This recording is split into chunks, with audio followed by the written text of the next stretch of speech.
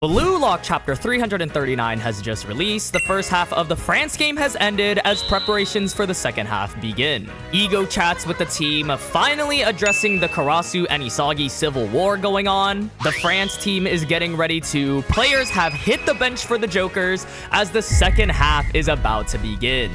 I know everyone's been waiting for this chapter. We got a lot of yapping coming from a lot of different characters, so let's not waste any more time and jump into it quick.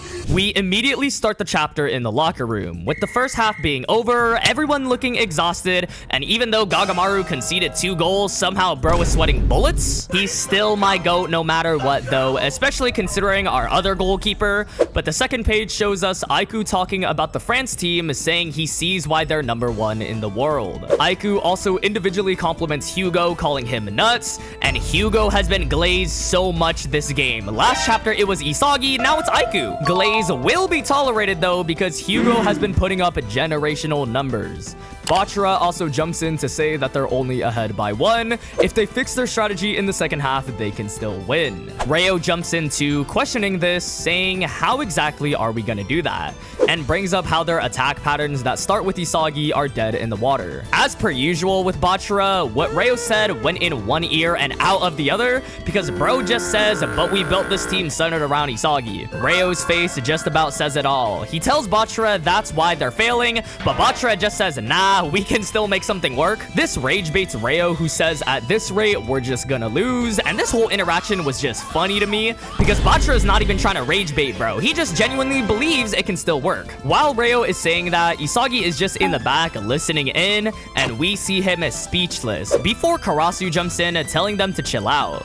He says that they can still make up new patterns like Hiyori's goal, so he'll be this team's second best instead of Isagi, telling them all, let's run with this strategy. So Karasu's still wanting to go with his plan of #2, exactly what him and Isagi were arguing about earlier, and why this whole civil war thing is starting. But that's when Ego appears and tells Karasu to watch what he says. And peep Karasu's face, he got the he's right behind me, isn't he look? This is what true fear looks like, y'all. And Ego's face is full of disgust after hearing Karasu cook up that strategy because he asks him if he's trying to kill Blue Lock.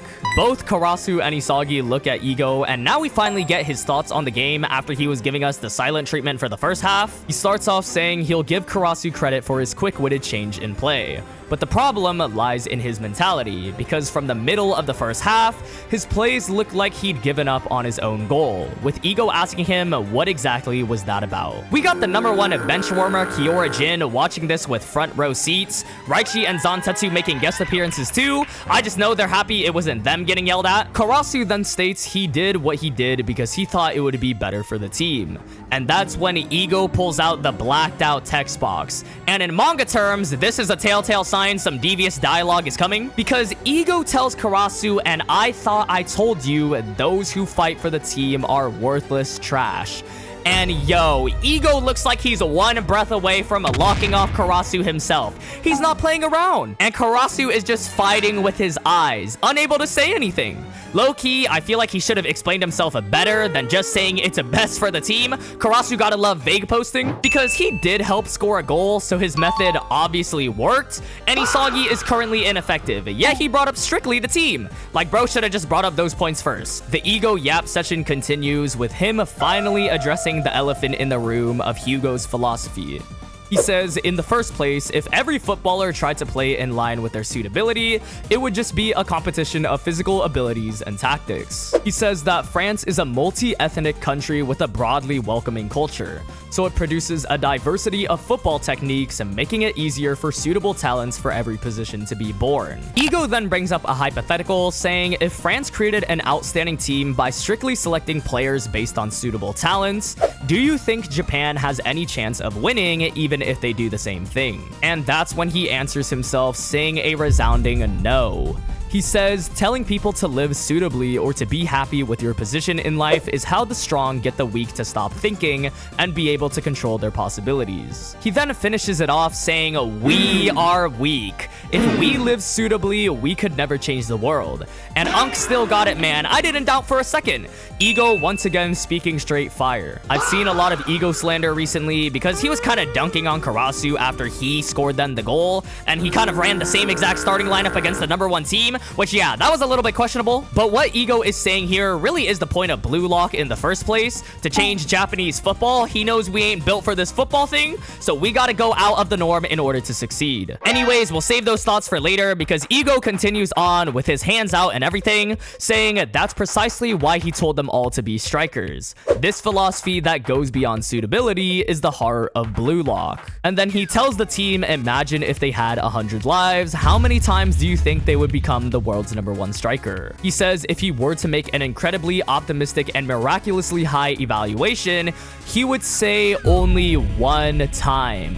So now bro's pulling out the Doctor Strange calculations, 14 million possibilities. How many do we win? 1? Ego tells them that an egoist lives for that 1 chance, and that never would have happened if they'd known their place. And once again, bro's saying complete bars. Remember, y'all, this is literally the whole point of Blue Lock in the first place. Get to the top or die trying. So what Ego is saying here aligns perfectly with this philosophy. After all that, though, Karasu still brings up the fact that Ego can't deny that their current approach ain't working, which is also true. 2 things can be true at the same time. I'm glad Karasu brought this up because it finally gives context for his play earlier. And even though I like Isagi, I can't deny we need to switch something up. It ain't working too well. And we already know Ego was planning to send in the double jokers, so he agrees with Karasu, saying, yeah, first you need to let go of something old if you want something new. Holding up the tablet, bro says he's dropping the tactics centered around Isagi Yoichi, and he will now announce the formation they'll use to fight back in the second half.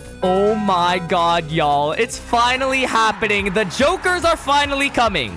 But an even bigger question is who is getting subbed, because let's be honest, almost every player besides Gagamaru and Aiku have a chance of getting replaced. But before we can answer that, we jump over to the France locker room where we get blinded by the bald coach, but he low-key got a fire beard, and for some reason he looks like the bald Kaiser meme. And a whole bunch of other BS is going on here because Hugo already back to reading his book with absolutely nothing on it, by the way. This performative man is doing it for the looks, bro, following in Kaisenat's footsteps. But going back to the coach, his name is Rodin, and he tells them they are the strongest generation, God's once-in-a-century chosen ones. He continues on saying, you won't just change the history of France, but this incredible collection of talent will change all of football forever.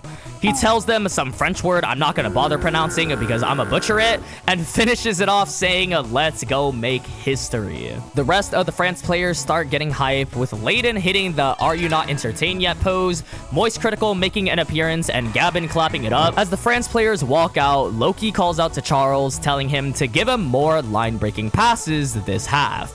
And oh no, bro, this is already not a good sign. Charles just says, wah-huh? And Charles always be saying the most random dialogue. That has me hella dead.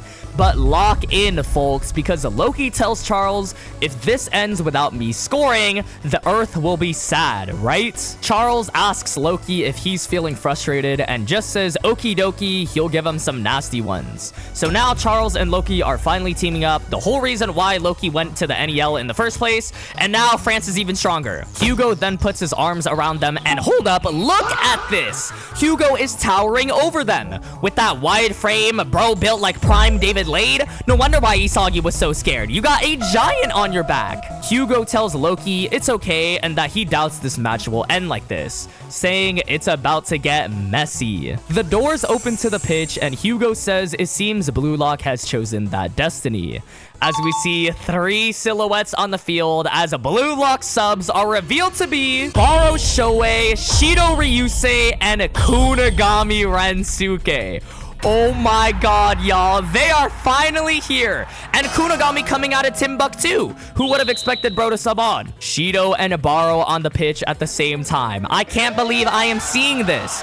8 years of the manga, and this is the first time we've seen it. And they remembered Kunigami is a character in this manga. He actually exists. He was starting to look like the cheerleader for Blue Lock, but now he's here. All 3 of them are just aura farming, with Shido smiling, saying his cells are screaming, Barou saying it's time to hun. I'ma be honest, Barou Shoei is the only character that can say that. If anyone else said it, they would be labeled as a cornball. And Kunigami hits the meanest stare down, saying, quit drooling, you beasts. as the zesty demon, the lion, and the broken hero have entered the pitch. But for every player you bring in, someone gotta go out. Next page shows us Bachara, Nico, and Chigiri are the players that are out. Bachara slumped over, disconnected like an AirPod, says they've been dismissed. Nico just says no use crying about it, and Chigiri hypes up Kunigami from the side. Now, honestly, Bachara and Chigiri getting subbed makes sense. Bachara was getting locked up, and I just knew he had too much screen time in Nigeria, so it meant we were gonna be in a Bachara drought after. Chigiri, he couldn't even beat the France defender, but that means we won't be getting the full Loki versus Chigiri matchup, which is kind of sad to me. In Nico's case, though, I swear bro just caught a stray because he helped intercept Hugo's pass, yet he still got subbed out. We see the full formation with Rin up top, Barou and Shido on the wings, Isagi back at cam, and Kunigami back down there as well. Oh brother, there is a lot to debunk here. Firstly, Isagi is about to get the Cam Sagi slander again. This formation is absolutely bonkers, and Kunigami, I guess, will never be a striker. Jumping back to it though, we see Isagi comment how this is an all-out offense formation, and not even mad that the strategy around him is completely obliterated, because he has another goal in mind, and of course, that's Hugo. He talks about how he's more talented, has a bigger dream, and that this is the worst possible situation. Hugo just hits him with a side eye. We can already expect more number 2 talk coming from him soon. Isagi hits the my mom's kind of homeless face and questions why he feels excited. He says the words surpass Hugo. That's what his ego is screaming as the second half kicks off. Y'all, the second half is really where this game is about to begin. So much hype can happen in the next few chapters.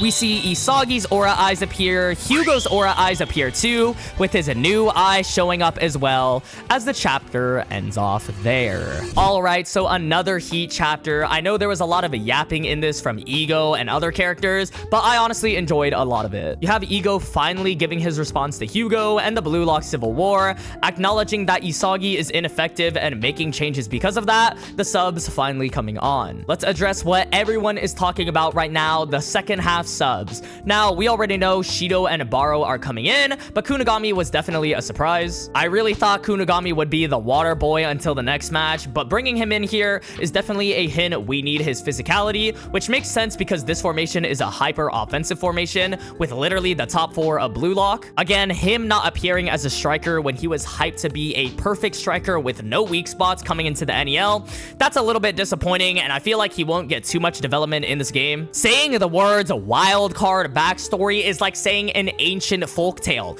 It might not even exist anymore. It might be time to give up hope on it, even though that would literally flush out Kunigami's character so much. In general though, this formation is absolutely crazy. I just can't wait to see the panels of the top 4 together. If they don't do that and have all of them on the single panel, that would be the biggest missed opportunity of all time. But now we're cooking with gas. We're fighting fire with fire by bringing in Barou and Shido. I'm excited for that and see how they shape up against France, Loki, and Hugo. Now everyone's also been talking about the Ego dialogue in this chapter. It's been either people agreeing with him or straight up hating bro's guts. And I'm here to say that there's literally good reasons for both of them. Like, Ego straight up explained the reason why Blue Lock needs to keep this philosophy that they've built upon. He acknowledged that the Isagi formation didn't work, so he switched it up for the second half. He gave Karasu his flowers for changing on the spot, but pointed out why it was still wrong. Karasu's actions, though, are mostly justified because it was literally a good play. Nobody else would be complaining about it if it wasn't a Blue Lock. Like, he adapted, knew what they were doing wasn't working, and helped score a goal. Kaneshiro is writing it where both of these philosophies are right and wrong in their own ways,